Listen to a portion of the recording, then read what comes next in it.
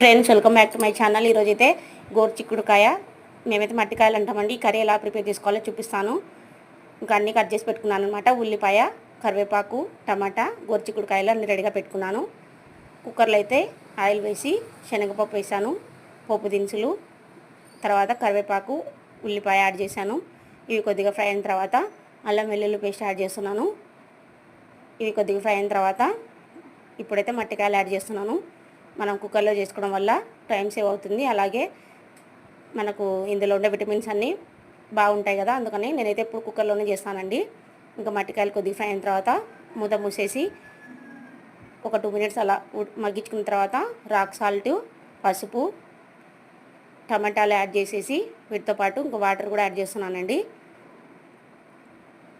Water add చేసిన తర్వాత ఇంకా కలిపి మూత అయితే పెట్టాను. ఇంకా లో ఫ్లేమ్లో పెట్టుకొని ఒక విజిల్ ఇచ్చుకుంటే సరిపోతుంది అనమాట. మనకు మట్టికాయలు అనేవి ఉడికిపోతాయి.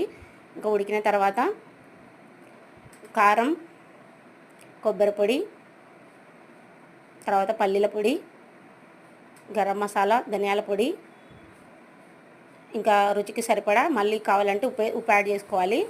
ఇంకా అన్నీ వేసిన తర్వాత కలుపుకోవాలండి. చూడండి ఫ్రెండ్స్, ఇంకా రెడీ అయిపోయినట్లే.